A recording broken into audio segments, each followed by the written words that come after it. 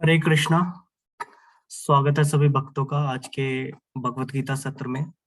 हमारे बीच his grace Vedanta Chaitanya Prabhu जी आ चुके हैं, तो उनका 3 बार हरि बोल बोलकर स्वागत करेंगे। हरि बोल, हरि बोल, हरि बोल। आज का सेशन स्टार्ट करते हैं। भगवत गीता सत्र चैप्टर 14 टेक्स्ट 22।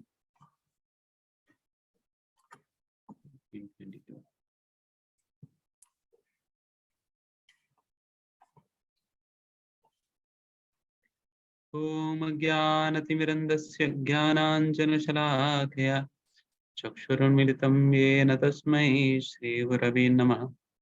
श्रीचैतन्यमनोभीष्टं स्थापितं येन भूतले स्वयं रूपः कदा मह्यं ददाति स्वपदान्तिकं।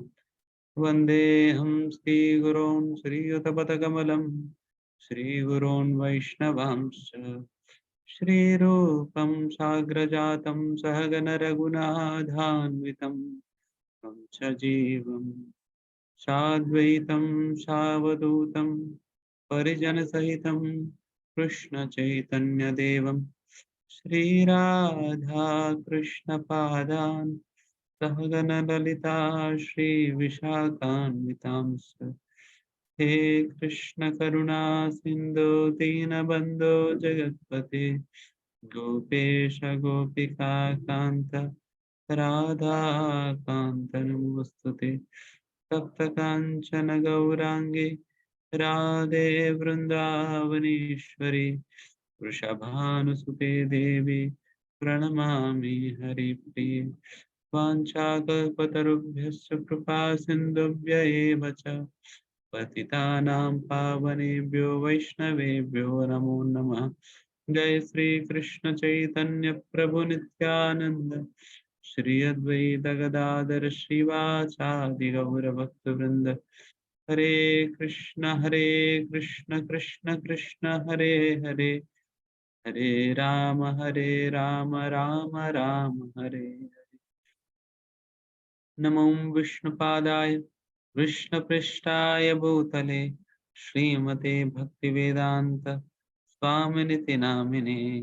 नमस्ते सारस्वती देवे गौरवाणी प्रचारिणे निर्विशेष शून्यवादी पाश्चात्य देशतारिणे। राधा।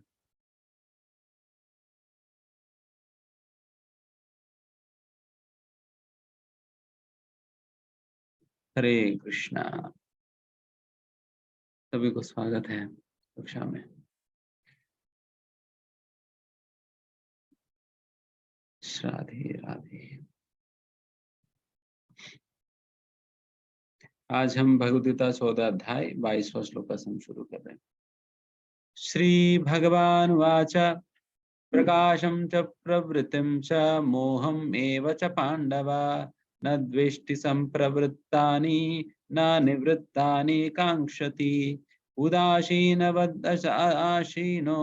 गुणैयो न विचाल्यते गुणा वर्तन्ते इति एवं यो अवतिष्ठति नेङ्गते समदुःखा सुखस्वस्था समालोष्टाश्मकञ्चनः तुल्य प्रिया प्रियो धीरस् तुल्य निंदात्म संस्तुति मानापमानयोस्तुल्यस् तुल्यो मित्रारिपक्षः पक्षयोः सर्वारंभ परित्यागी गुणातीतस्य उच्यते।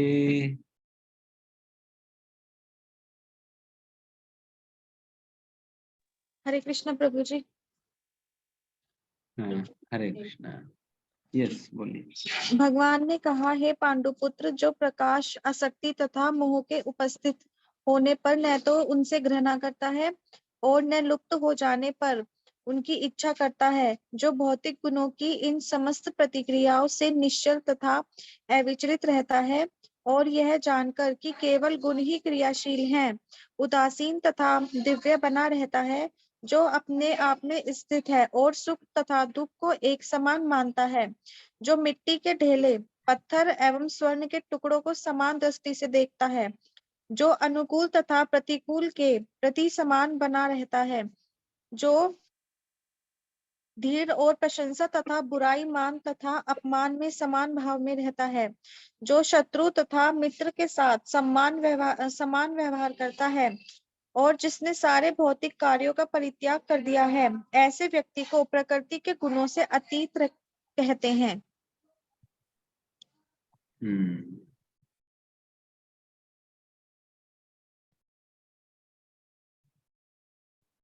तो यहाँ पर बहुत ही सुंदर बात है।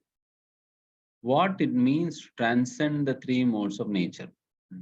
या कौन ऐसा व्यक्ति है जिन्हें कहा जा सकता है ये तीन गुणों के परे हैं। तीन गुणों के परे कौन हो सकते हैं? ये कौन सा ऐसा व्यक्ति है जो कि तीन गुणों के परे हैं? उस व्यक्ति के लक्षणों के विषय में यहाँ पर बताए जा रहे हैं। क्या क्या उस व्यक्ति के अंदर है जो कि तीन गुणों के परे जा चुका है।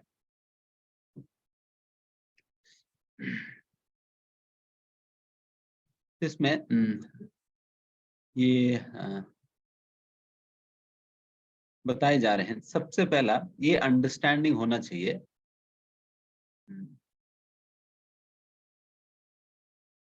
knowing that the modes alone are active. गुना वर्तन्त इति एवं, ये बहुत ही महत्वपूर्ण बात है यहाँ पे पता है।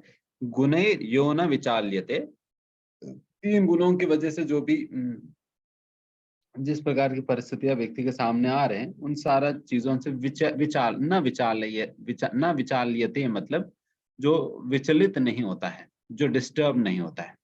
तीन गुणों की वजह से जो भी परिस्थितियां उनके सामने आती है उन परिस्थितियों से डिस्टर्ब नहीं होता है, वैसा व्यक्ति को गुणातीत कहा जाएगी। बट ये गुणातीत कब जा पाएगा? सबसे पहले ये बात उनको क्लियरली समझना होगा कि गुण एव वर्तन्ते, गुण वर्तन्त इति एवं, ये असलियत में गुण ही काम कर रहा है। तो ये बात जो व्यक्ति समझ लेता है देन फिर वो डिस्टर्ब नहीं होगा। जैसा शायद इसी अध्याय में आई प्रकृति गुण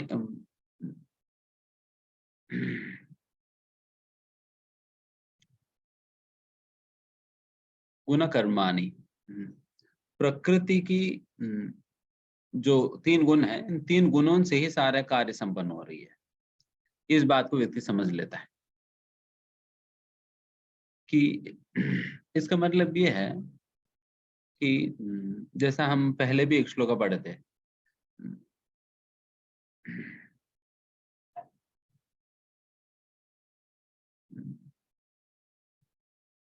वो क्या श्लोक है, ना ही कश्चित् क्षणमपि जातु तिष्ठति अकर्मकृत। एक क्षण के लिए भी एक व्यक्ति अकर्मकृत, कोई काम किए बिना रह नहीं सकता। ना ही कश्चित् क्षणमपि जातु तिष्ठति अकर्मकृत, एक क्षण के लिए भी कोई व्यक्ति काम किए बिना नहीं रह सकता है। क्यों? कार्यते ही अवशः कर्म, व्यक्ति को अवशः उन्हें विवश कर देगी काम करने में, कार्यते ही कार्य करने में उन्हें विवश कर देगी। क्या विवश करेगी उन्हें? प्रकृति जैर गुण ही, ये जो तीन गुण है, ये तीन गुण प्रकृति के जो तीन गुण है व्यक्ति को विवश कर देती है कोई ना कोई काम करने में, कोई ना कोई काम करने में। तो इस प्रकार से व्यक्ति तीन गुणों के प्रभाव में आकर व्यक्ति कार्य कर रहा है। is always in the influence of one or the other modes, इधर सत्व गुण में, रजोगुण में या तमोगुण, या नहीं तो इन तीन गुणों की कोई ना कोई कॉम्बिनेशन में ही, कॉम्बिनेशन का ही कंट्रोल में व्यक्ति कार्य कर रहा है। जिस प्रकार से हमारा भगवद गीता की ऑयल पेंटिंग्स में आप शुरुआत में देखेंगे तो एक ऐसा पिक्चर है जिसमें दिखाया जाता है एक जीव को एक कठपुतली की तरह दिखाया जाता है, एंड तीन स्त्रियां जो कि तीन गुणों को सूचित करती है, वो तीनों इन कठपुतलियों को रस्सियों से वो नचा रही है। नचा रही है। तीन गुणों रूपी जो स्त्रियां है ये कठपुतलियों को नचा रहे हैं।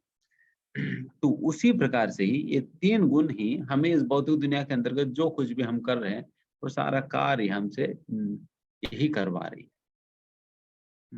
हम केवल एक कठपुतली की तरह उनकी नियंत्रण में हम कार्य कर रहे हैं।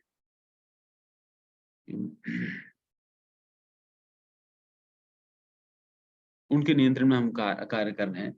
तो ये बात समझ लेना होगा कि असलियत में कार्य करने वाला तो प्रकृति है, जो कि तीन गुणों वाली, जो तीन गुणों के द्वारा ये हमें कठपुतली की तरह नचा रहे हैं। तो ये बात समझ लेना होगा। जब अगर ये बात जो समझता नहीं है देन फिर वो क्या सोचता है, अहंकार विमूढ़ आत्मा कर्ता हम इति मन्यते। देन अहंकार के कारण व्यक्ति अपने आप को ही कर्ता अहम, अपने आप को ही कर्ता के रूप में मानकर बैठ जाएगा। सारा कार्यों की श्रेय वो खुद ही उठाने लग जाएगा, ये सोचते हुए कि अच्छा मैंने करा है करके।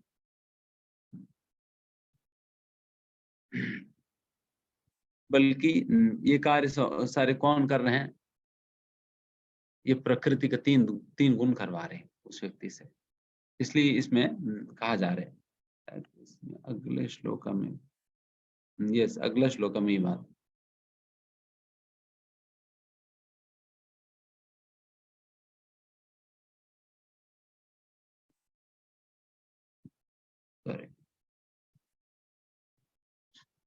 बट अहंकार की वजह से व्यक्ति इस प्रकार की भावना में आ जाता है कि मैं ही करता हूं करके। बट अगर तो इसलिए यहाँ पर ये पॉइंट देखिए, अगर तीन गुण ही कार्य करवा रही है, इस बात को समझने के लिए बाधा क्या बन रही है, अहंकार बीच में आ रहे हैं। उस अहंकार की वजह से व्यक्ति इस निष्कर्ष तक नहीं पहुंच पा रहे कि तीन गुण ही असलियत में काम कर रहे, मैं नहीं काम करने वाला, करता मैं नहीं हूं, बल्कि ये प्रकृति का जो तीन गुण जो है काम करा रही है। ये इस रियलिटी की पोजीशन तक पहुंचने में हमें जो बीच में जो बाधा बन रही है वो हमारी अहंकार है।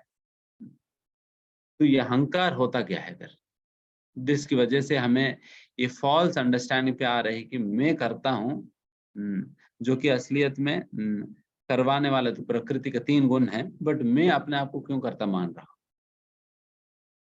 हूँ। ये अहंकार के कारण फिर ये अहंकार क्या होता है, अहंकार बस यही है कि हम अपने आप को आत्मा के स्थान पर शरीर मानना। मैं ये शरीर हूं करके ये जो भावना है, इसी को अहंकार कहा जाता है, इसी को अहंकार कहा जाता है। एंड ये अहंकार ही मूल कारण है जिसकी वजह से हम अपने आप को ही कर्ता मानने लगते हैं। अब देखिए ये इस प्रकार से क्यों हो रहे हैं। जब हम अपने आप को शरीर मानते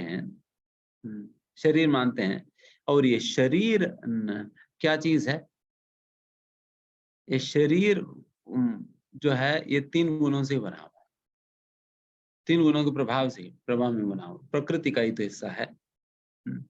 ये शरीर भी प्रकृति का ही हिस्सा है।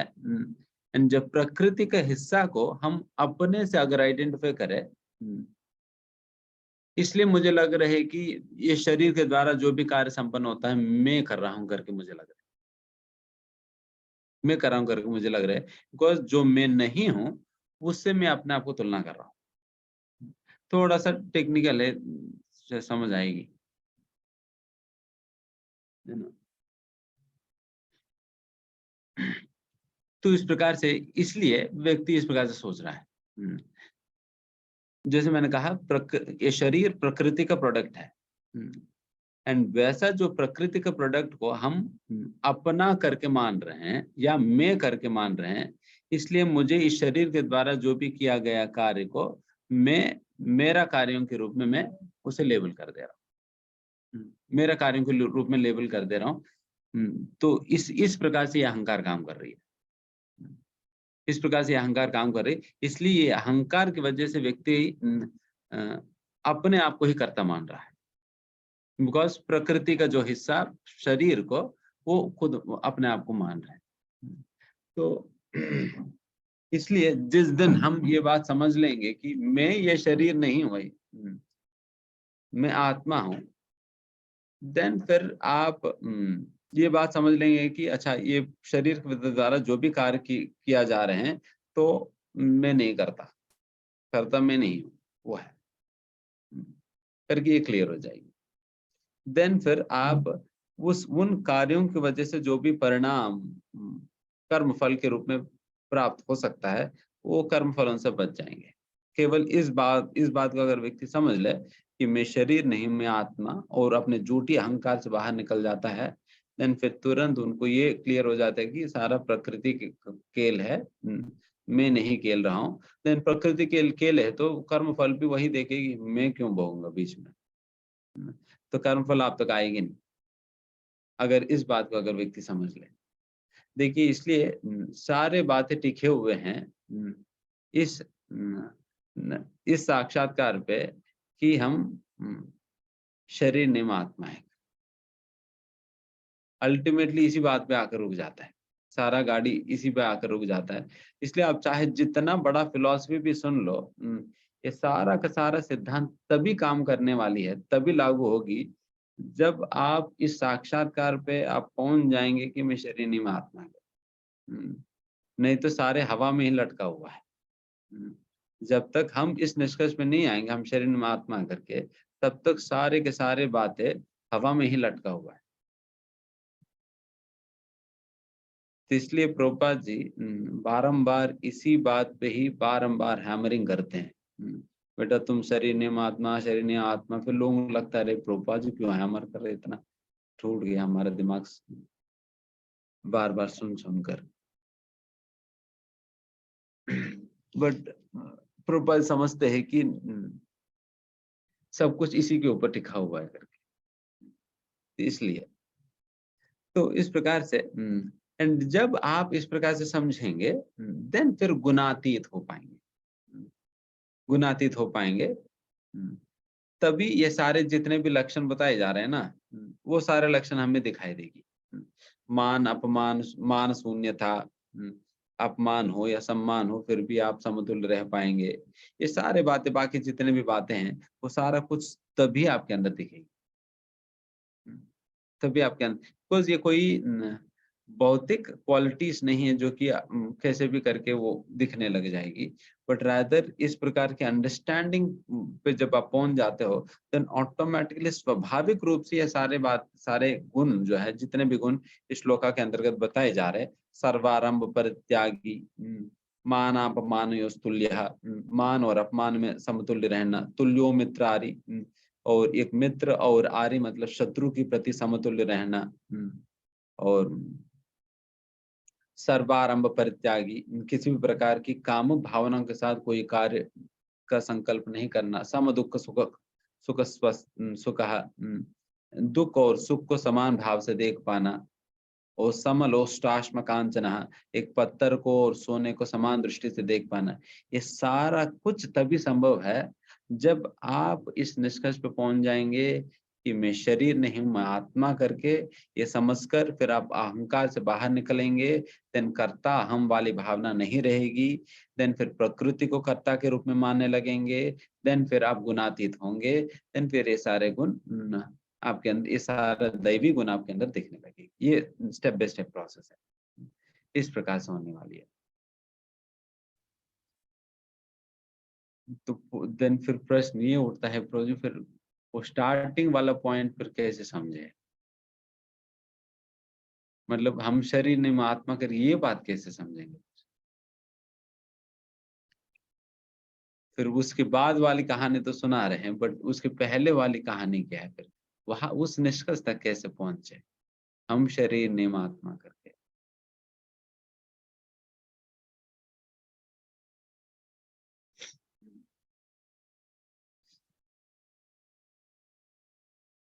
ये शरीर नहीं आत्मा करके इस निष्कर्ष पे व्यक्ति तब पहुंच पाएगा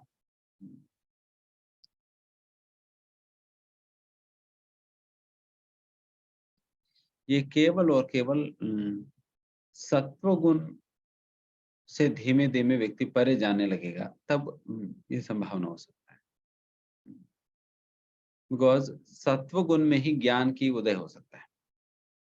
जैसा होता है ना,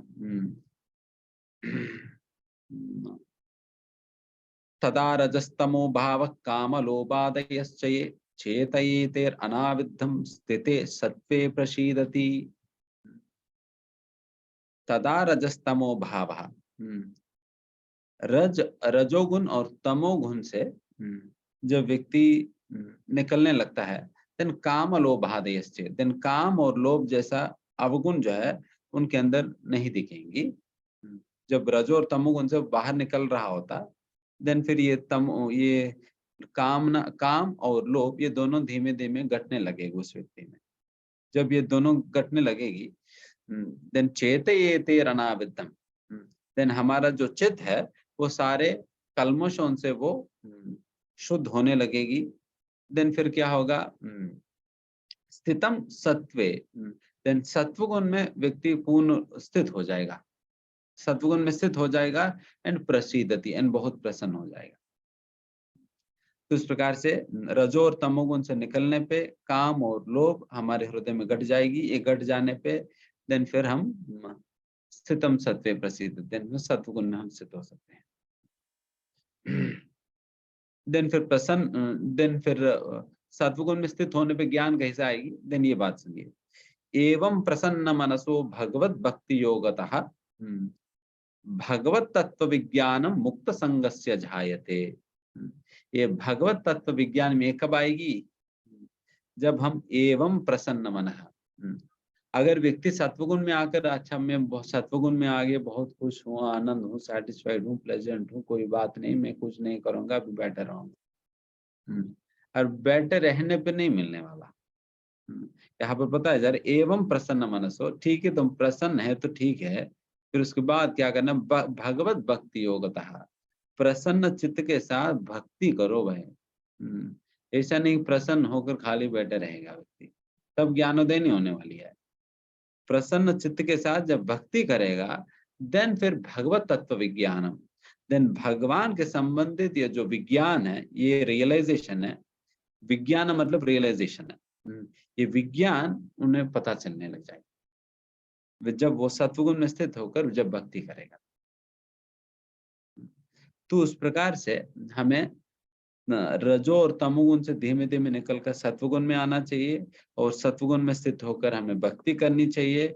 जब भक्ति आप सत्वगुण में स्थित होकर भक्ति करेंगे, तब जाकर ये साक्षात्कार तुम्हें मिलेगा कि हम इस शरीर नहीं, हम आत्मा हैं। जब ये साक्षात्कार आपको मिलेगी, देन अहंकार नष्ट हो जाता है। देन फिर आप इस निष्कर्ष पे पहुंच जाएंगे कि अच्छा, प्रकृति मैं करता नहीं हूं, बल्कि प्रकृति करता है।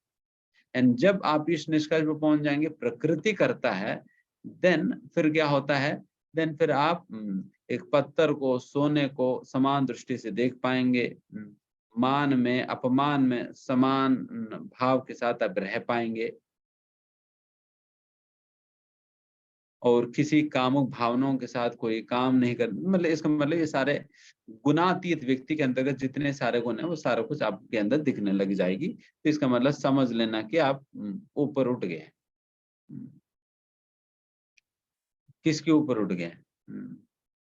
प्रकृति के 3 गुणों के परे चले गए, गुणातीत हो गए। तो ये सारा सीक्वेंस है। तो इस प्रकार से हमें समझना होगा कैसे हम धीमे धीमे उस साक्षात्कार तक पहुंच सकते। देन फिर अभी पूछे, फिर रजो तदा रजा तमो भाव, ठीक है, वो रजो और तमोगुण से फिर निकले कैसे? वो तो जकड़ कर पकड़ कर रखी है कि हम निकल ही नहीं सकते कहीं भी। फिर उसकी पहले का कहानी और पूछा जा रहा है। तो फिर तदा रजस्तमो भाव, मतलब फिर वो रजो और तमोगुण से निकले कैसे, उसका क्या सॉल्यूशन है कि बताए जा रहे हैं। शृण्वताञ्च्वकदा कृष्ण पुण्यश्रवण कीर्तनः हृदि अंतस्तो हि अपध्यानि विदनोति सुहृत्सताम, देन उसके लिए ये वाले क्लास सुनना होगा। यहाँ पे ही बताए जा रहे सुनवता सुखदा कृष्ण। अगर कृष्ण कथा सुनते रहेंगे, इस प्रकार से रोज क्लासेस अटेंड करते रहेंगे और कृष्ण के विषय में बारंबार सुनते रहेंगे, देन फिर हमारा हृदय से ये रजो और तमोगुण की तमोगुण निकलने लग जाएगी एंड फिर आप बाहर निकल पाएंगे। तो कृष्ण कथा उसकी सॉल्यूशन है। तो फिर ये मत पूछना प्रभु जी इसका पहले भी कहानी बताओ, इसके पहले और क्या कहानी बताएंगे, कथा ही तो सुनना है, इसके पहले और कोई कहानी नहीं है, बस कहानी यही से शुरुआत होती है, कृष्ण कथा से। तब इस सारे सीक्वेंस समझ आ गया ना। कृष्ण कथा सुनने से रजो और तमोगुण से निकलेंगे, रजो और तमोगुण से निकलेंगे तो काम लोग कम हो जाएगी, देन फिर सत्वगुण में आ जाएंगे, सत्वगुण में आएंगे तो फिर सत्वगुण में रहकर व्यक्ति भक्ति करेगा तो भगवत तत्व विज्ञानम, देन ज्ञान में स्थित हो जाएगा। जब ज्ञान में स्थित होगा, उन्हें साक्षात्कार मिल जाएगी कि मैं शरीर नहीं मैं आत्मा करके, देन फिर अहंकार खत्म हो जाएगी।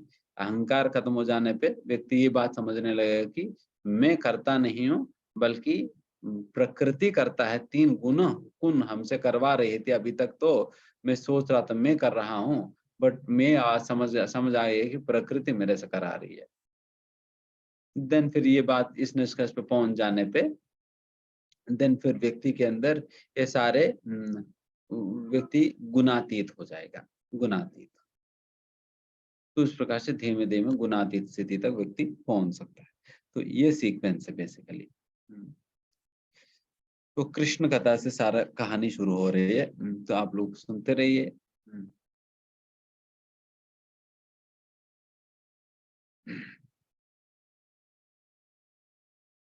नहीं तो ये सारा लगता है कि ये बहुत ही आइडियलिस्टिक लाइफस्टाइल है। अब देखिए कि समा दुख सुख, सुख और दुख में समान रहना, बाप रे कैसे रहेंगे। और मान अपमानयोस तुल्य, और कोई थप्पड़ में मारे फिर भी समान है, और कोई माला पहना दे फिर भी समान है। ये कैसे संभव है? हमारे हाथों से पुस्तक नहीं जाती है तो हम दुखी हो जाते हैं। पुस्तक देते देते किसने लिया नहीं, दिन गुस्सा हो जाए, अरे तुम समझते नहीं मैं तुम्हारे कितना उद्धार करने आया हूँ।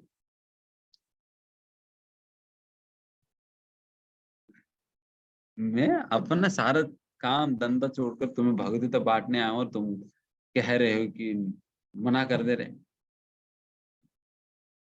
तो फिर व्यक्ति इस पर गुस्सा हो जाता है।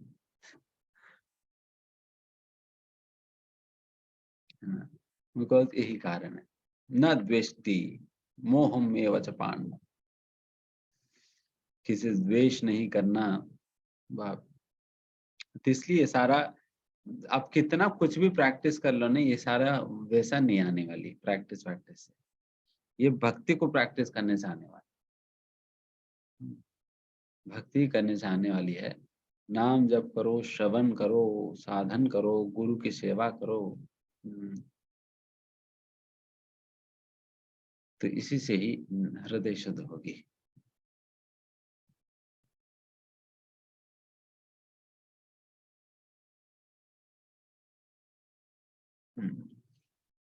एक बार सुबह सुबह हम गिरिराज गोवर्धन पे बैठे हुए थे, सुबह 4 बजे को। तो हमेशा कोई नहीं थे, फिर हम अकेले ही थे, फिर जप कर रहे थे। जब करे तो फिर एक बात हमें उस समय स्मरण आया था। कोई शिव विग्रह के सामने हम बैठे हुए थे, कोई मंदिर में ऐसे ही बैठे हुए थे, वहां जप कर रहे थे। इस बात पे हमारा ध्यान गई शिव विग्रह पे।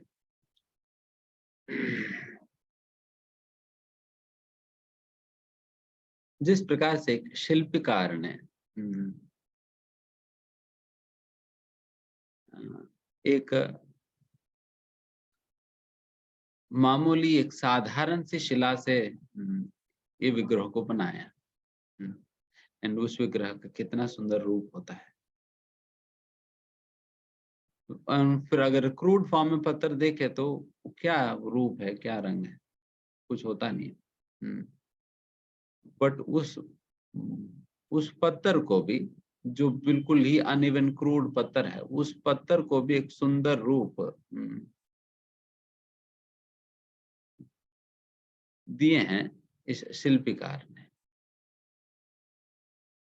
और जब ये बात सोचने लगे, देन ये बात समझने लगा कि अगर उस पत्थर को इस प्रकार के सुंदर रूप ग्रहण करने के लिए उनको शिल्पीकार के द्वारा, शिल्पीकार कैसे बनाएगा, वो क्या कहते हैं हिंदी में पता नहीं, चिजल कहते हैं इंग्लिश में, तो जिससे वो छोटे पत्थर निकालते हैं, वो हैमर के साथ, हथौड़ा के साथ थोड़ा थोड़ा पत्थर निकाल कर साइड करते हैं, धीमे धीमे शेप देने लगते हैं उसे। चेन्नी, हाँ, चेन्नी, यस। वो चेन्नी की मार खाना पड़ता है, चेन्नी की मार खाना पड़ता है, और चेन्नी का मार खा कर धीमे धीमे जो पत्थर है, जो साधारण सी पत्थर, वो एक सुंदर रूप ग्रहण कर लेती है। उसी प्रकार से ही कई बार गुरु और शास्त्रों के द्वारा दिया हुआ आदेश, जिस प्रकार से वो पत्थर को चीनी की मार से थोड़ा सा दर्द होता है, मतलब एक हाइपोथेटिकल बात हम कह रहे हैं, उसी प्रकार से ही कई बार हमें थोड़ा सा कष्ट लग सकता है शास्त्रों की या गुरुजनों की बातों को स्वीकार करने में। बट उस दिन उस पत्थर ने उस चिन्नी की मार को स्वीकार की थी, तभी आज का दिन वो इतना सुंदर रूप ग्रहण करी। उसी प्रकार से अगर हम गुरु और शास्त्रों की बातों को थोड़ा सा दर्द लगने पर भी हम स्वीकार करते रहें, देन एक न एक दिन हमारे भी एक ऐसा सुंदर रूप गुरु की सामर्थ्य की वजह से हमें प्राप्त होगी, जिसे भगवान स्वयं स्वीकार करने लग जाएंगे। भगवान स्वयं स्वीकार करने लग जाएंगे। तो इस प्रकार से केवल हो सकता है थोड़ा सा दर्द हो, थोड़ा कष्ट हो, थोड़ा सा मुश्किल लगे हमें, बट फिर भी हम स्वीकारते रहें कि नहीं, अगर बस मैं इसको सहनता रहूं तो एक न एक दिन मुझे इस प्रकार से मार क्यों रहे हैं, इस प्रकार की बातें क्यों कहा जा रहा है हमसे, ताकि हमें एक सुंदर रूप देने के लिए। तो नहीं तो शिल्पकार का और क्या उद्देश्य होता है, केवल उस शिला से एक सुंदर रूप देने के लिए ना, सुंदर रूप देने का ही प्रयास कर। उसी प्रकार से गुरु और शास्त्र भी हमें एक सुंदर रूप, सुंदर जीवन ही देने का प्रयास कर रहे हैं। केवल जो उस प्रकार के सुंदर जीवन प्राप्त करने में जो जो चीजें बाधाएं बन रही है, उसी को उस गुरु की आदेश रूपी चिन्नी के साथ हटा दे रहे हैं। तो हमें हटा देना चाहिए। We should let them act on us. Should let them act on us. No matter we may feel pain. कोई बात नहीं, हमें दर्द हो, बट हमें दर्द एक अच्छी उद्देश्य को लेकर हमें सहन लेनी चाहिए। We tolerate the pain, keeping in mind the higher perfection that one would achieve at the end. जो परम सिद्धि की स्थिति को जो व्यक्ति प्राप्त कर सकता है, उस स्थिति को ध्यान में रखते हुए आज के समय पर ये छोटे मोटे जो भी दर्द होता है, इन चीजों को पालन करने में। तो जैसा कि अभी उदाहरण के लिए हमें ग्रंथों के वितरण करने के लिए हो या इस प्रकार से कहा जा रहे हैं, तो इसमें व्यक्ति को दर्द होता है। अरे ऑलरेडी हम इतना व्यस्त हैं, हम कहाँ समय निकाल पाएंगे, क्या है। एंड साथ ही साथ हम बाहर कैसे लोगों से पूछे, पता नहीं कौन क्या कह देगा, इस प्रकार की दर्द होता है। बट फिर भी हम इस दर्द को सहें, तो दर्द को सह कर गुरु की सेवा करें, देन धीमे धीमे वो सुंदर रूप निकल रहा है हमसे, हमारे अंदर से वो सुंदर रूप निकल रहा है। बस हम इन चीजों को सहते हुए हम आगे बढ़ना होगा। अगर गुरु को अगर उस प्रकार की अगर वो शिला चिन्नी से मारने ही नहीं देगी, देन वो शिला शिला ही रह जाएगी हमेशा के, उससे विग्रह प्रकट नहीं होने वाली है। वो शिला हमेशा के लिए शिला ही रह जाएगी। तो इसलिए हमें चाहे गुरु और शास्त्रों की बातों को पालन करने में कुछ कष्ट इत्यादि जो कुछ भी हो, उसे सहते हुए हमें उन चीजों को पालन करनी चाहिए, है ना। ठीक है, तो इसी से ही व्यक्ति गुणातीत हो सकता है, क्योंकि गुरु का वचन ही गुणातीत है। गुरु और शास्त्रों का वचन ये गुणातीत है। इसलिए अगर उस गुणातीत वचनों के अनुसार अगर कोई व्यक्ति जीवन जीता है, देन उस व्यक्ति का जीवन और उस व्यक्ति का सारे कार्य गुणातीत माना जाएगा, बिकॉज वो गुणातीत निर्देशन के अनुसार कार्य कर रहे हैं, है ना। अगर हम अपने मनगणित रूप से कार्य करेंगे, देन फिर वो गुणों से प्रभावित है हमारे मन, इसलिए हमारे मन से जो भी हम कार्य करेंगे वो गुणों के अंदर आएगी। हम उस समय अगर रजोगुण से प्रभावित है, देन रजोगुण के से प्रभावित प्रेरणा ही हमारे अंदर आएगी, उसी प्रकार के कार्य करने की प्रेरणा हमारे अंदर आएगी, एंड वही कार्य हम करने लग जाएंगे। एंड वही अगर गुरु और शास्त्र के वचनों के अनुसार कार्य करे, देन उनकी वचन गुणातीत होने के कारण हमारे जो कार्य है वो भी गुणातीत माना जाएगा। इसलिए अभी बद्ध अवस्था में भी आप गुणातीत की कार्य कर सकते हो, अगर शास्त्र और गुरु के वचनों के अनुसार करे तो इसलिए पूरा इस अध्याय के द्वारा हमें यही बात इसी निष्कर्ष पर पहुंचना है कि yes, I should surrender to the instructions of the scriptures and my spiritual master. इसलिए मुझे अपने आप को शास्त्र और गुरु की निर्देशनों को समर्पित कर देनी चाहिए। इसलिए every word in Bhagavad Gita points towards surrender. हर एक गीता के अंतर्गत हर एक शब्द जो है, जो गीता की मूल निष्कर्ष है, समर्पण की ओर ही दिखाती है, समर्पण की ओर ही ले जाएगी, अगर सही प्रकार से समझे तो। जिस प्रकार से यहाँ पर भी यही बात है। ठीक है, निवेश आगे बढ़ते हैं।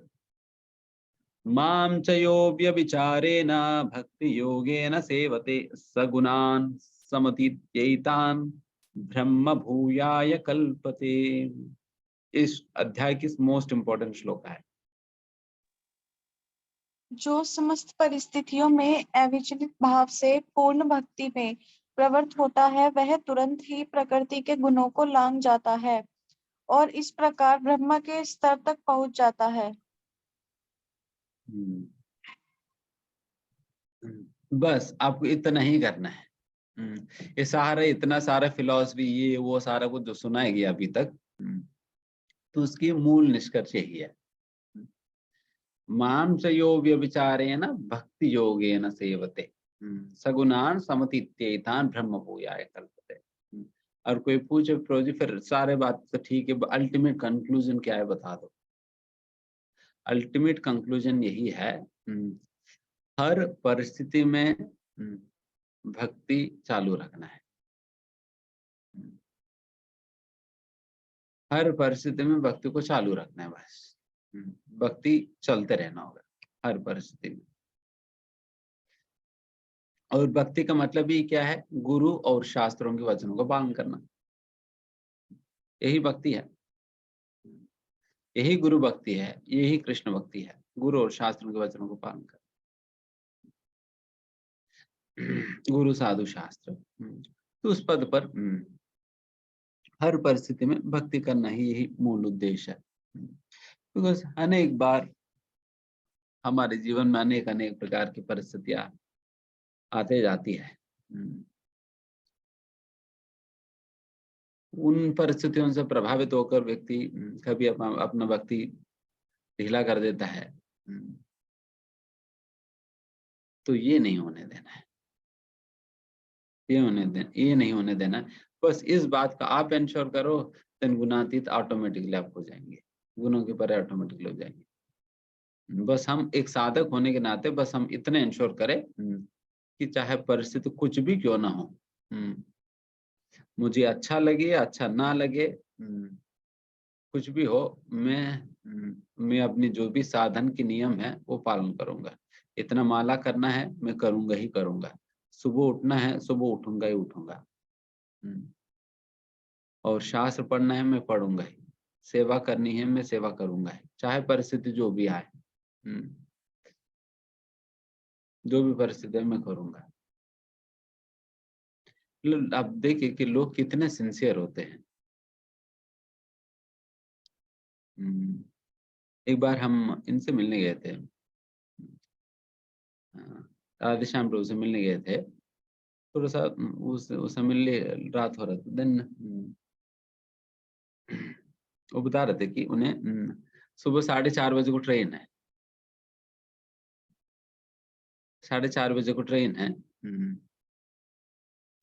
फिर वो हमसे कह रहे थे प्रभु जी मुझे सुबह 4:30 बजे को ट्रेन है, और फिर या 4:30 बजे को मुझे ट्रेन के लिए निकलना है, तो अगर फिर मैं फिर 4:30 बजे से निकल जाऊंगा, देन फिर उसके बाद ट्रेन में बैठूंगा। बट फिर ट्रेन में जब वगैरह ठीक ठाक नहीं होता है, फिर वहां पर कोई चाय वाय बोलता है, कोई ये वो सारे चिल्लाते रहते हैं, तो वहां पर जब सही से नहीं होता है, इसलिए मुझे कल सुबह सुबह उठकर जब करना है, मतलब सुबह सुबह उठकर जब करना होगा, ताकि मैं 4:30 बजे को निकलने के पहले मेरा 16 माला हो जाए। 4:30 बजे को निकलने के पहले मेरा 16 माला हो जाए, तो इसलिए मुझे कल सुबह 2 बजे उठना है। 2 बजे उठना है, 2:30 बजे तक तैयार होके 2:30 से 4:30 मुझे जब करना है, फिर उसके बाद 4:30 में फिर ट्रेन के लिए निकल जाऊंगा। तो पूछ रहे थे प्रभु बताइए कि कहाँ पर कौन सा स्थान अच्छा लगेगा जब करने के लिए। फिर तब तक तो हम प्रणाम कर लिए थे। तो मतलब आप देखिए कितना सिंसियरिटी क्या है। मतलब साधना करने का मतलब ये होता है, साधना करने की मतलब ये होता है, चाहे परिस्थिति जिस प्रकार के भी आए, वो प्रायोरिटी दे रहे हैं साधना को, भजन को, तो उस प्रकार से सिंसियर बनना पड़ेगा।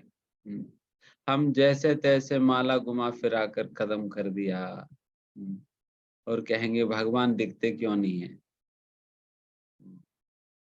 अब ये भी तो पूछो भगवान दिखना क्यों?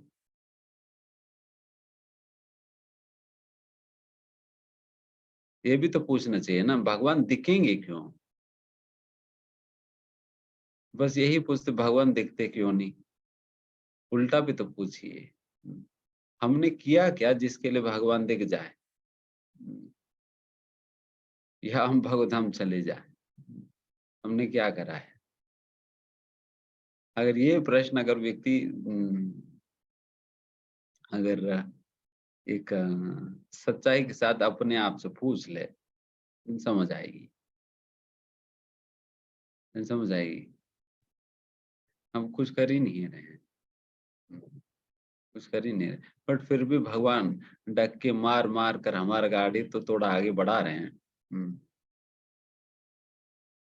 फिर भी भगवान और गुरु कृपा करके थोड़ा धक्के मार मार कर आगे बढ़ा रहे हैं गाड़ी, कुछ कर नहीं करने के बावजूद भी। तो इस प्रकार से हमें समझना होगा कि हर परिस्थिति में हमें भक्ति करनी चाहिए, चाहे जो कुछ भी, है ना। कभी भी अपना नियमों को कॉम्प्रोमाइज नहीं करनी चाहिए, नियमों को कॉम्प्रोमाइज नहीं करनी चाहिए। जैसे कई बार कोई, मान लीजिए कोई ट्रेन में ट्रैवल कर रहे हैं, एक तो सोचे कि अरे ट्रेन में कौन देखने वाला है, यहाँ पर 7 बजे सोते रहो, वैसे भी सभी लोग सोते हैं, हम भी सोते रहेंगे 7-8 बजे तक। देन फिर ये क्या हुआ, फिर हर परिस्थिति में भक्ति नहीं कर रहे वो, मतलब वो स्टैंडर्ड्स मेंटेन नहीं कर रहे। पर ट्रेन में भी क्यों ना हो, कोई देखे या ना देखे, हम we are answerable to our own selves, हम सेल्फ रिस्पॉन्सिबल होना होगा, हम स्वयं अपना जिम्मेदारी लेना होगा। अच्छा मुझे करनी है, किसी और को दिखाने के लिए नहीं, मुझे खुद के लिए करनी है, तो मैं उठूंगा ही, चाहे मैं ट्रेन में भी क्यों ना हूं, मैं तो उठूंगा और मुझे अपनी साधना करनी ही है। तो उस प्रकार से करेगा। तो इस प्रकार की एक समर्पण होनी चाहिए भक्ति की विधियों के प्रति।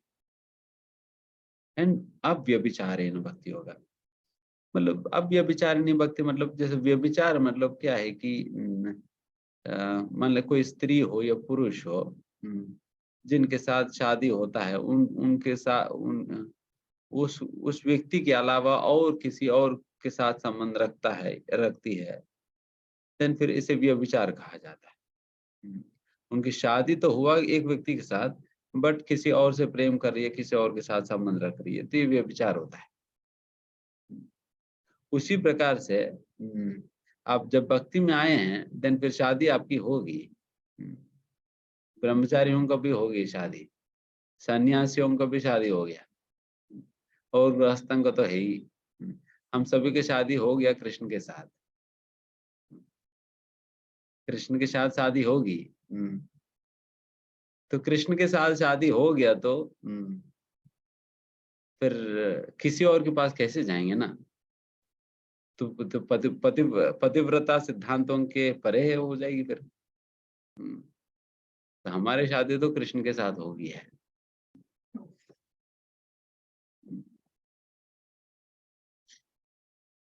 तो इसलिए अगर पति के सिवा जो कृष्ण है, उनके सिवा कहीं और मन लगाने का प्रयास करेंगे, देन फिर ये व्यभिचार हो जाएगी, इसी को व्यभिचार कहा जाएगी।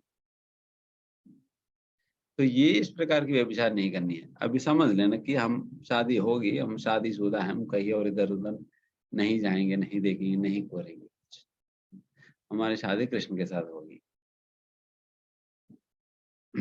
तो कृष्ण के प्रति ही वी शुड बी सरेंडर्ड, समर्पित रहना चाहिए। ऐसा नहीं कि छोटा मोटा समस्या आने पर इधर भाग गए, उधर भाग गए। देखिए मतलब ये भी व्यभिचारिणी भक्ति में आता है कि जैसा कि मान लीजिए हमारे जीवन में कोई कष्ट आ गया, कोई समस्या है, तब आप आश्रय किनका ले रहे हैं? किसी पत्नी के जीवन में जब कोई कष्ट आता है, पत्नी चाहे कुछ भी क्यों ना हो, वो पति का ही आश्रय लेती है, लेनी चाहिए। उसी प्रकार से जब हमारे जीवन में कोई भी कष्ट इत्यादि जो कुछ भी आता है, हम अपने पति जो कृष्ण है उन्हीं के पास जाना चाहिए। अगर उनके सिवा कहीं और इधर उधर दौड़ रहे हैं, ये मानते हो कि ये मेरी समस्या सुलझा देगा, ये मेरा कुछ कर देगा, ये वो हो जाएगा, वो हो जाएगी करके, फिर इसका मतलब ये विचार चल रहा। शादी 3 के साथ किया और जब समस्या आने पर वहां भाग रहे हैं, देन फिर ये भाग दौड़ वाला काम भी, ये भी व्यभिचार है। इसलिए चाहे कुछ भी हो, हमने एक बार शादी हो गया तो फिर हो गया, परमानेंट है, डाइवर्स नहीं कभी, ये परमानेंट है। तो चाहे इसलिए राधा रानी कहती है ना, आश्लिष शिवा पादरतम पिनस्तम आदर्शनन मर्महतम करो उदवा। चाहे आप मुझे प्रेम से आलिंगन करो या नहीं तो अपने पैरों के नीचे मुझे दबा दो, फिर भी आप ही मेरे प्राणनाथ बने रहेंगे, चाहे जिस प्रकार से भी आप मेरे साथ व्यवहार। ये असलियत में अव्यभिचारिणी भक्ति है। अव्यभिचारिणी भक्ति मतलब यही है, चाहे मुझे आलिंगन करो, चाहे मुझे मेरे जीवन में अनंत कष्ट भी दो, फिर भी मैं तुम्हें तो नहीं छोड़ूंगा, और आप हमेशा हमेशा के लिए मेरे प्राणनाथ ही बने रहेंगे। ये नहीं कि मेरे जीवन में कष्ट आने पर मैं आपसे गुस्सा करने लग जाऊं और द्वेष करने लग जाऊं, आपने क्यों दिया मेरे जीवन में इतने सारे कष्ट, मैं तो तुम्हारी इतना माला कर डाला, फिर भी आपने इतना कष्ट क्यों दिया, इतना माला करने का क्या फायदा रहा। तो ये व्यभिचार है, ये व्यभिचार है। अब व्यभिचार नहीं मतलब जो राधा रानी का भाव। तो इस प्रकार से अव्यभिचारिणी भक्ति करने के लिए कहा जाता है। इसलिए बस हम इस बात को ध्यान रखना होगी, हर परिस्थिति में हम भक्ति हम करें, जो नियमों का हमने स्वीकारा है गुरु और शास्त्रों के माध्यम से, हम उन नियमों का हम लगातार विदाउट ब्रेक अप्रतिहता अभिक्षणसः उस प्रकार से हम कंटिन्यू करते रहना, पालन करना, कभी कॉम्प्रोमाइज नहीं। 4 नियमों का पालन हमेशा करेंगे। ऐसा नहीं कि प्रभु जी क्या करूं, शादी में जाना पड़ा तो वो शादी में तो लोग तो खिला ही दिया, तो फिर मैं मना नहीं कर पाया, तो खा लिया, तो फिर हो गया, फिर हो गया, बेविचार हो गया, तो फिर मना करना होगा ना। पति कौन है? जो शादी में बुलाकर खिलाने वाला तुम्हारी पति है या कृष्ण है? पति की बात मानना होगा ना, तो फिर नहीं तो फिर व्यभिचार हो जा रहे। पति कृष्ण है और बात उनका मान रहे, तो फिर ये कैसे? तो इसलिए फिर हम कृष्ण के बातों को मानना होगा। तो फिर वहां परिस्थिति में बहाना नहीं दे सकते, वो होगी ये होगी ऐसा वैसा हो गया करके। तो उस दिन तो समय ही नहीं मिल पाया, इसलिए हमारा माला छूट गया। समय नहीं मिल पाया, जो सुबह से लेकर रात तक इतना बिजी थे, इतना बिजी थे कि समय नहीं मिल पाया, माला नहीं हुआ। तो फिर ये भी फिर गलती है, ये भी फिर व्यभिचारी है। अब व्यभिचार नहीं मतलब वो फिर परिस्थितियों से फिर टूटेगा नहीं, हमारे संकल्प टूटेगा नहीं। अब देखो जैसा गुरु महाराज जी परम पूज्य लोकनाथ स्वामी महाराज कहते हैं, क्या उनके जीवन में कभी भी ऐसा परिस्थिति नहीं आई? और महाराज कह रहे थे कि 50 सालों में एक दिन भी एक माला भी उनकी कम नहीं हुई। जो गुरु को वचन दिया 50 सालों से आज तक भी निभा रहे हैं, आज तक निभा ही रहे हैं। तो ये होता है संकल्प, ये अव्यभिचार नहीं होता है। चाहे पर ऐसा नहीं उनके जीवन में कोई ऐसा विकट परिस्थितियां नहीं आई, बुखार नहीं आया या बीमार नहीं पड़े, हमेशा बिल्कुल स्वस्थ रहे 50 सालों से, तो बीमार नहीं पड़ेंगे। बीमार भी पड़े थे, कई विकट परिस्थितियां भी आई, बहुत कुछ हुआ, बट फिर भी जो संकल्प है संकल्प बने रहे, उस प्रकार से होना होगा। इसलिए वही बात यहाँ पर कहा जा रहा है, इन ऑल सर्कमस्टेंसेस, हर परिस्थिति में व्यक्ति को चीजें करनी चाहिए,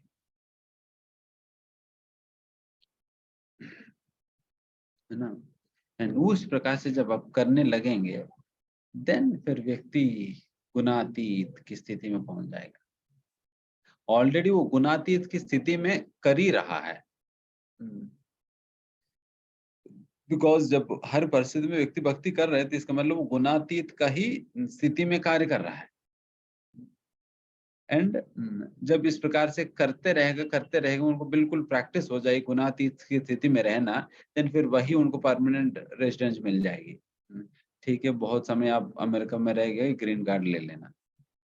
तो इस प्रकार से वो गुणातीत वाला स्थिति में आपको परमानेंट रेजिडेंस मिल जाएगी, है ना। तो ये होता है, इसलिए हम सभी को इस प्रकार से करनी चाहिए, जो जो बातें हम अभी बता रहे, कभी कॉम्प्रोमाइज नहीं करना।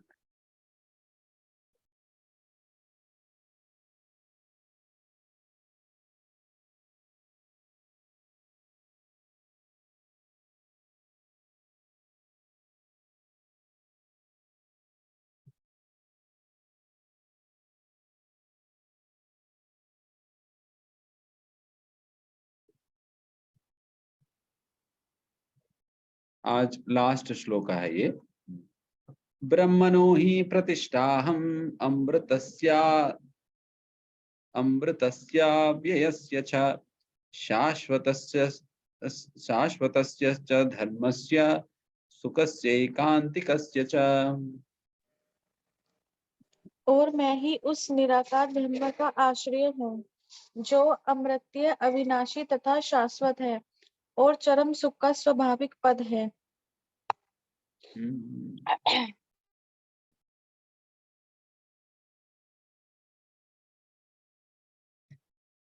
ये बहुत बहुत महत्वपूर्ण श्लोक है। ब्रह्मणो हि प्रतिष्ठाहम्। प्रतिष्ठा अहम मतलब, अहम मतलब मैं। ये इसलिए इम्पोर्टेंट श्लोक है, मायावादियों को मायावादियों की बातों को खंडन करने के लिए बहुत स्ट्रांग स्टेटमेंट है ये। जो कि मायावाद कहते हैं ना, सब कुछ ब्रह्म है, ब्रह्म है, ब्रह्म के परे कुछ नहीं है। अगर सब कुछ ब्रह्म है, ब्रह्म के परे कुछ नहीं है, सब कुछ ज्योति है करके, ज्योति के परे कुछ नहीं है। बट यहाँ पर बताया जा रहा है, बेटा ज्योति के परे कुछ है। क्या है? ब्रह्मणो ही प्रतिष्ठा हम। ये जो ब्रह्म आपको जो दिख रहे हैं, वो ब्रह्म का आधार मैं हूं। प्रतिष्ठा हम, मैं आधार हूं उस ब्रह्म का। अब सोचो कि ब्रह्म की आधार अगर भगवान है, देन इसका मतलब ब्रह्म के परे भगवान है ही ना, है ना। तभी तो आधार बन रहे हैं ब्रह्म का। मायावादियों को लगता है कि ब्रह्म के परे कुछ है ही नहीं, या ब्रह्म के परे कुछ नहीं करके। बट यहाँ पर क्लियर बताया जा रहा है, ब्रह्म के परे कुछ है, वो है भगवान है, जिन्हें यहाँ पर भगवान अपने आप को अहम शब्द के रूप में मैं करके संबोधित कर रहे हैं। मैं हूं ब्रह्म के परे। ये जो ब्रह्म इत्यादि जो है वो क्या है, इसमें ब्रह्म संहिता कहा जाए, यस्य प्रभा प्रभवतो, यस्य प्रभा, जिनकी प्रभा, प्रभा मतलब कांति, यस्य जिनकी प्रभा, ये जो ब्रह्म है, ये ब्रह्म भगवान की शरीर की कांति है। यस्य प्रभा प्रभवतो जगदंडकोटिम, ये भगवान के शरीर की कांति, जिस कांति में जगदंडकोटिम, करोड़ों करोड़ों ब्रह्मांड इस कांति के अंदर तैरते हुए दिखाई देंगे। सोचो कि करोड़ों करोड़ों ब्रह्मांड, वो शक्ति कितना विस्तृत होगा, कितना होगा। तो ऐसा ब्रह्म का आधारभूत जो है वो भगवान स्वयं है। तो यह बात है, तो उसके लिए बहुत ही महत्वपूर्ण श्लोक है। मैं थोड़ा सा आज यहाँ पर ही मैं समाप्त करता हूँ। हालांकि बहुत अच्छा सुंदर बड़ा तात्पर्य प्रभुपाद ने दिया है, आप लोगों को समय है तो लास्ट 2 श्लोकों का तात्पर्य आप लोग पढ़ सकते हैं। बहुत अच्छा तात्पर्य, थोड़ा सा टेक्निकल होगा सेकेंड वाला। ठीक, किसी को कोई प्रश्न है, कुछ पूछना चाहेंगे तो पूछिए। श्री कृष्ण। यस रूपाली माता जी। हरे कृष्णा प्रभु जी, हरे दंडवत प्रणाम। हाँ, धन्यवाद। मुझे थोड़ा सा आत्मदर्शनी माता से भी उनसे भी लेती रहती हूँ शक्ति, आपसे भी थोड़ी इच्छा है, आप भी ब्लेस करो कि थोड़ा सा मुझे खाने पे कंट्रोल करना है, क्योंकि I am doing something, some service for by the mercy of Prabhupada and Krishna also for the society। तो मैं अपने खाने पे कंट्रोल कैसे करूं, मुझे थोड़ा सा उसमें दृढ़ता चाहिए प्रभु जी, आपका मार्गदर्शन चाहती हूँ। हरे कृष्णा। खाने पे कंट्रोल में बस यही संकल्प लेना होगा कि प्रसाद के सिवा मैं कुछ और नहीं खाऊंगा। बस इस संकल्प लेने से बाकी सारा चीजें लाइन में आ जाएगी। एंड क्षमा करना प्रभु जी, पर वो ना क्वांटिटी ज्यादा हो जाती है, बहुत over beyond the digestive system.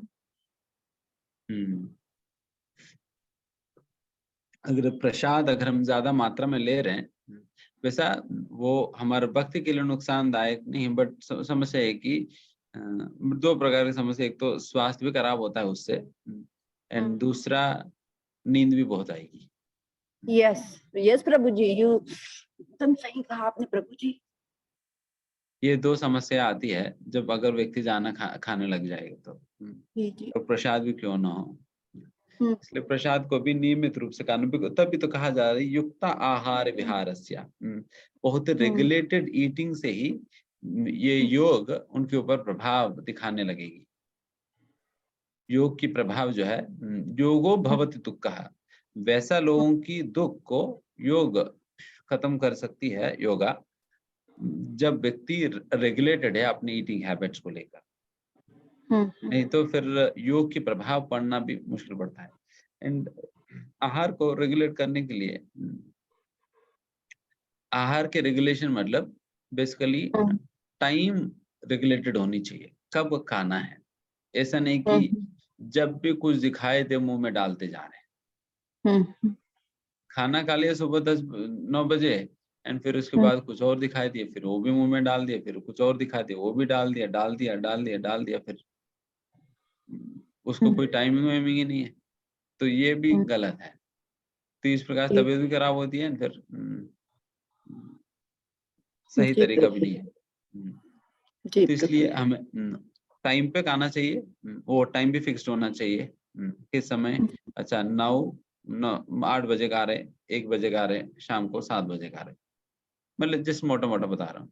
तो इस प्रकार से आप लोग जो भी आपके लिए टाइमिंग होता है वो टाइम फिक्स्ड होनी चाहिए पहले। एंड उसके बाद हमें भूख मिटाने के लिए खाना है। जब तक भूख मिटता है तब तक ही खाना है। जी थैंक यू प्रभु जी, बहुत अच्छा लगा। I will be. Okay, yes Prishita Mata ji, आप कुछ लिख भी रहे। हरे कृष्ण प्रभु जी, दंडवत प्रणाम।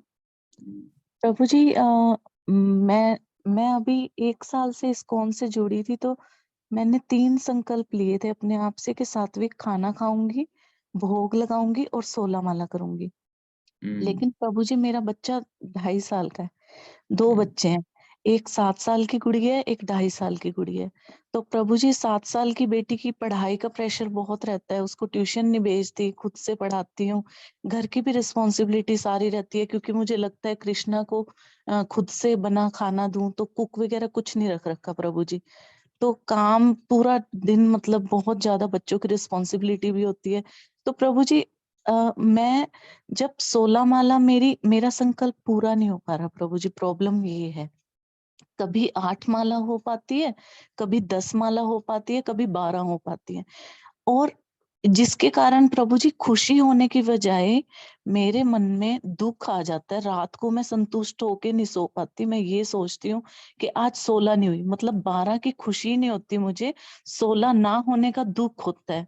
और प्रभु जी 3-4 बार भोग लगाती हूँ, लेकिन 1-2 बार जब नहीं लगाती, जैसे फ्रूट काटते बच्चा एकदम, मैं वो भोग लगाने के लिए प्रसाद रखती हूँ, जो 2.5 साल की गुड़िया है वो ना प्लेट खींचती है, तो मुझे लगता है गिर ना जाए, तो वो हड़बड़ाहट में फटाफट लगाती हूँ। तो प्रभु जी, मैं ये पूछना चाहती हूँ आपसे कि ऐसी सिचुएशन में मुझे क्या करना चाहिए? 1 वीक से ना प्रभु जी मैं फ्रस्ट्रेट हो रही हूँ। तो मुझे ऐसे लगता है कि मैं अपने आप को टारगेट दे के खुश होने की बजाय फ्रस्ट्रेशन ज़ोन में मैंने एंट्री कर ली। पहला ये। और जो माताजी ने क्वेश्चन पूछा खाने का, प्रभु जी जब प्रसाद खाते हैं ना तो वो इतना स्वाद लगता है, और ये ट्रू है। आप बोलते हो ना कि भोग लगे हुए खाना और ना भोग लगे हुए खाने में प्रॉपर टेस्ट में डिफरेंस होता है। इट्स ट्रू, क्योंकि जो भोग लगा वो प्रसाद होता है, उससे जीभ को इतना स्वाद मिल रहा होता है, आत्मा इतनी खुश हो रही थी कि वो डबल क्वांटिटी में खाया जाता है। सच बात है ये। तो प्रभु जी इस माता जी से मैं बिल्कुल एग्री करती हूँ, क्योंकि ये प्रॉब्लम मेरे साथ भी है। जब मैं प्रसाद खा रही हूँ प्रभु जी, मेरा 5 किलो वजन बढ़ गया है। गौरांग, गुड। तो प्रभु जी इसका बताओ कि ये संकल्प करना क्या ठीक है? अब फिर मैं ये सोच रही थी कि मैं शांत, मुझे श्रवण भी करना होता है प्रभु जी, है ना? तो आपके लेक्चर भी मैं 3-4 घंटे सुनती हूँ जो recorded session Gita life channel पे डलते हैं। अब बच्चों को भी मुझे सँभालना है, क्योंकि मुझे लगता है कि मैं मेरे बच्चों को आइडियल मतलब लाइफ दूँ, है ना? मतलब इनको गीता भी पढ़ाती हूँ, सब कुछ है, जाप भी करवाती हूँ दोनों बेटियों को 1-1 माला। तो उसमें ना प्रभु जी मेरी मतलब मैं खुशी भी है, लेकिन वो 16 माला नहीं हो पा रही। मिनिमम कितना हो पा रही है अभी? प्रभु जी कभी 8 हो पाती है, कभी 10 हो पाती है। फिर जब 2-3 दिन परेशान हो जाती हूँ कि की नहीं, तो अगले दिन 20 कर लेती हूँ। मतलब एक कांस्टेंट नंबर नहीं है प्रभु जी। यस माता जी, समझ गया। तो इसका भी एक मूल कारण है, रेगुलेटेड लाइफ नहीं है। रेगुलेटेड लाइफ नहीं मतलब आप अभी क्या कर रहे हैं ना, जैसा जैसा प्रेशर आ रहा है वो उस प्रेशर में आप बह जा रहे हैं। अभी सडनली ये वाला प्रेशर आ गया, उस प्रेशर में बह गया। अच्छा, उसके बाद ये वाला प्रेशर आ गया, मतलब इसका मतलब जैसा इंग्लिश में कहते हैं क्राइसिस मैनेजमेंट चल रहा है। क्राइसिस मैनेजमेंट मतलब हमेशा दौड़ते ही रहेंगे। हमेशा दौड़ते रहेंगे, बस वो प्रेशर के हिसाब से काम करेगा, वो प्लानिंग के हिसाब से नहीं। क्राइसिस मैनेजमेंट में व्यक्ति प्रेशर के हिसाब से काम करेगा, और क्राइसिस आने तक वो वेट भी करेगा। आओ आओ क्राइसिस आई, देन फिर दौड़ करेंगे। देन फिर क्राइसिस मैनेजमेंट समस्या है कि एफिशिएंसी बहुत कम हो जाता है। जो 1 घंटे में होने वाली काम 2 घंटे लग जाएगी। एंड बहुत फ्रस्ट्रेशन एंड बहुत तनाव और बहुत डिस्टर्ब्ड स्टेट में हम काम करेंगे, वो एक सेटिस्फैक्शन के साथ नहीं कर पाएंगे। तो एक तो मैं ये समझ पा रहा हूँ कि थोड़ा मिसमैनेज्ड है आपकी डेली लाइफ, तो उसको थोड़ा सा मैनेज करने का प्रयास करेंगे तो कई चीजें अगर प्रॉपर प्लानिंग के साथ करें तो किया जा सकता है। बिकॉज कई भक्त लोग कर रहे हैं, तो आपका भी संभव है, हार मत मानिएगा। डोंट एक्सेप्ट डिफीट, आपका जीत होगा। तो सबसे पहले एक तो अच्छा प्लानिंग करिए, आपकी डेली लाइफ की एक प्रॉपर रूटीन बनाने के साथ साथ उसके प्रति कमिटमेंट के साथ उस रूटीन को फॉलो करिए। एंड उस रूटीन के अंतर्गत हमारी यही कहना है कि हाईएस्ट प्रायोरिटी जब हम कृष्ण को देते हैं, देन फिर रूटीन भी सक्सेसफुल होता है। इसका मतलब ये है कि फर्स्ट कार्य सुबह उठने के बाद हमारा जप हो जाना चाहिए। मतलब अगर प्रैक्टिकली ये पॉसिबल है, देन फिर मतलब कई लोग कर रहे हैं, तो किया जा सकता है। तो किया जा सकता है, तो ये आप ट्राई करिएगा। बिकॉज अगर सुबह माला नहीं हो पाता है, देन फिर जिनकी मालाएं सुबह नहीं हो पाता है, फिर वो लोग दिन भर मालाएं खींचते रहेंगे, खींचते रहेंगे, खींचते रहेंगे। कभी होगा, कभी नहीं होगा, कभी होगा, कभी नहीं होगा। और बेचारे जिन लोगों ने दीक्षा ले ली, मजबूरी के कारण वो लोग कर लेते हैं। वो लोग सोचते हैं, अरे दीक्षा क्यों हो गया भाई, ये तो अभी मजबूरी बन गया, ले करना ही है, तो फिर ऐसा कर लेंगे। तो इसलिए अभी से ही आप प्रैक्टिस करिए कि सुबह माला करने की। जो लोग इस बात को स्वीकार करके इसको प्रैक्टिस करा है, देन वो डेफिनेट है कि वो जीवन भर छूटे बिना माला कर सकते। जिसने भी ये प्रैक्टिस कर लिया सुबह सुबह माला करने की, अर्ली मॉर्निंग माला करने की, वो तो जीवन भर माला छूटेगा नहीं। एंड माला जब आप कंप्लीट कर लेंगे ना, एंड एक ऐसा सेटिस्फैक्शन आपकी मन में आता है, देन फिर आप बाकी काम भी बहुत तसल्ली के साथ कर पाते। अभी क्या है कि 4-5 माला हुआ एंड कोई और काम पकड़ लिया हमने, एंड फिर वो काम करते वक्त भी वही माला याद आता है। अरे वो माला रह गया, अभी कब करूं, अरे अभी माला रह गया, अभी कब करूं। ये चिंता जो है रात तक बना रहता है, ये माला रह गया करके। एंड फिर रात को बेचारे, फिर जब बहुत लेट हो जाता है, फिर सुबह भी तो उठना है, फिर नहीं तो खाना वाना कैसे बना पाएंगे, ये सारा सोचकर फिर सो जाता है माला किए बिना। तो यही समस्या हो रही है। तो इसलिए आप ये एक तो आप अपना रूटीन प्रॉपरली डिफाइन करिए, शेड्यूल, एंड दूसरा सुबह सुबह उस रूटीन में सुबह सुबह माला करने के लिए आप डालिएगा। Let it be the first activity in your daily routine. और इस प्रकार से करें तो देन फिर डेफिनेटली आप माला भी कर पाएंगे, आपको एक सेटिस्फैक्शन मिलेगा, एंड बाकी काम भी आप बहुत अच्छा से भी कर पाएंगे, सेटिस्फैक्शन के साथ कर पाएंगे। प्लीज आप करिए। हरे कृष्ण। अश्विनी प्रभु। हरे कृष्ण प्रभु जी।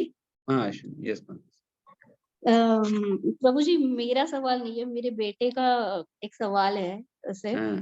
ये मतलब जो भी भगवत गीता की क्लासेस चल रही है उसके ऊपर नहीं है, बट आप उससे ही पूछ लीजिए, क्योंकि मैं उसको वो चीज का एक्सप्लेन आप करेंगे तो वो ज्यादा ये होगा उसके लिए समझने के लिए। अच्छा। प्रभु जी हरे कृष्णा। हरे कृष्णा। प्रभु जी मैं मतलब मैं भगवान होते हैं या नहीं होते मैं कैसे मानूं? अच्छा, हाँ। आपके मम्मी पापा है या नहीं? है ना?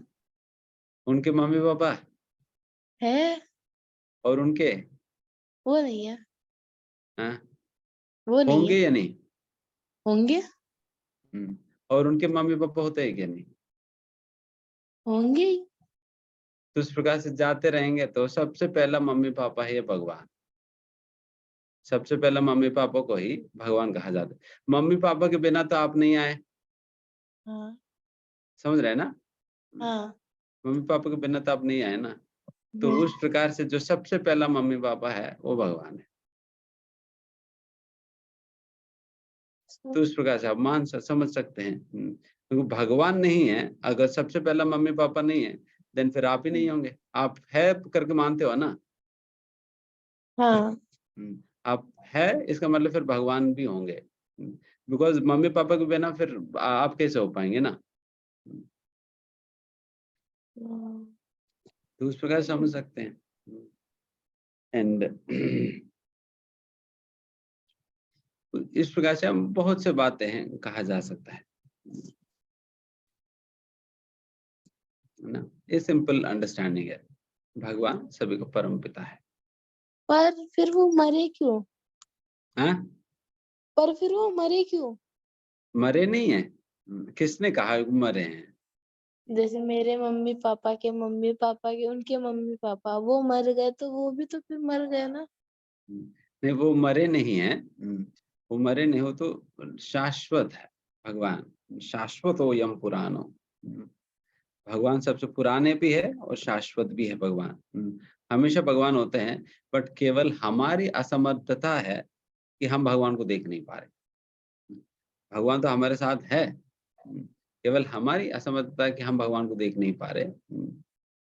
बिकॉज समस्या है कि भगवान हमारा जैसा व्यक्ति नहीं है। जिस प्रकार के हम हैं उस प्रकार की व्यक्ति नहीं है, क्योंकि जिस प्रकार से हम अपने आप मतलब एक दूसरे को देख पा रहे हैं उस प्रकार के जीव नहीं है। बिकॉज इवन साइंस में भी मल्टी डायमेंशनल एग्जिस्टेंसेस होते हैं। मल्टी डायमेंशनल एग्जिस्टेंसेस होते हैं जो कि आंखों को दिखाई नहीं देगा, बट वो चीजें है। वो चीजें है बट आंखों को दिखाई नहीं देगा, बिकॉज हम उस डायमेंशंस में हम समझ ही नहीं पाते हैं। हमारे आंखें तो केवल 3 डायमेंशनल स्ट्रक्चर्स को देखने में ही सक्षम है। 3 डायमेंशनल स्ट्रक्चर्स को देखने में ही हमारा आंखें सक्षम है। हमारा आंखें तो हवा तक भी देख नहीं सकते हैं, अब भगवान को क्या देख पाएंगे? हवा को ही देखने में सक्षम नहीं है। अगर इस दीवार के आपके सामने जो दीवार है, उस दीवार के पीछे कौन है, वही देखने के में सक्षम नहीं है, तो भगवान को कैसे देख पाएंगे ना? तो हमारे आंखों की असमर्थता है, जिसकी वजह से हम भगवान को देख नहीं पाते हैं अभी के समय पे। बट एक विशेष स्थिति है, जिस स्थिति में व्यक्ति बहुत आसानी से भगवान को दर्शन कर सकेगा, वो तभी संभव है जब प्रेमांजन चरित भक्ति विलोचने न संत सदैव हृदयेश विलोकयन्ति।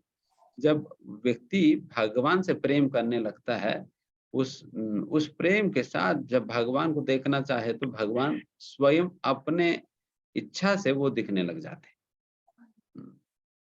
अपनी इच्छा से दिखने लगते हैं। जब तक भगवान खुद अपनी इच्छा से दिखना नहीं चाहेंगे, तब तक हम अपने प्रयास से तो देख नहीं पाएंगे। जैसा कि मोदी जी को अगर मैं आज देखना चाहूं, तो वो मुझे दिखेंगे नहीं ना। जब मोदी जी अगर मुझे देखना चाहे, तो किडनैप करके भी ले जाएंगे।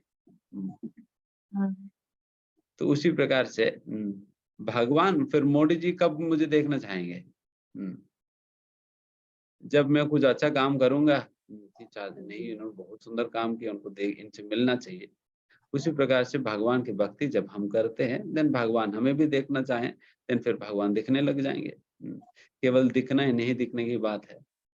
जिस प्रकार से हर चीज की एक सृष्टि करता है, उसी प्रकार से इस पूरा ब्रह्मांड यूनिवर्स का भी एक सृष्टि है। आप मोबाइल फोन है आपके पास, मोबाइल फोन को किसने बनाया ना, उसी प्रकार से पूरा ब्रह्मांड को कोई बनाए बिना आ गया अपने आप। तो ब्रह्मांड को भी किसी ने बनाया, तो इस प्रकार से समझ सकते हैं। ठीक है? हाँ प्रभु जी। हाँ प्रभु जी। हरे कृष्ण प्रभु जी। बहुत बहुत हरे। धन्यवाद प्रभु जी, आपने बहुत अच्छे से इसे एक्सप्लेन किया है सारी चीजें with the help of science, क्योंकि ये ज्यादा साइंस में बिलीव करता है। ये सारी चीजें जो डायमेंशन आपने बताया, ये इसमें ज्यादा बिलीव करते हैं ये सारी चीजों में। बहुत धन्यवाद प्रभु जी। हरे कृष्ण। हरे कृष्ण। यस, ठीक है, यहाँ समाप्त करते हैं। जरूर, धन्यवाद। ठीक है, तो आज का सेशन समाप्त करते हैं यहीं पर। बहुत इम्पोर्टेंट बात यह है कि किसी भी परिस्थिति में हमें अपनी भक्ति को जारी रखना है। तो सभी लोग प्रयास करते रहिए भक्ति में, under leadership of his grace Vedanta Chaitanya Prabhu ji. ठीक है, सेशन समाप्त करते हैं हरे कृष्णा महामंत्र के साथ। हरे कृष्ण कृष्ण कृष्ण हरे हरे, हरे हरे, हरे राम राम राम हरे हरे। हरे कृष्ण।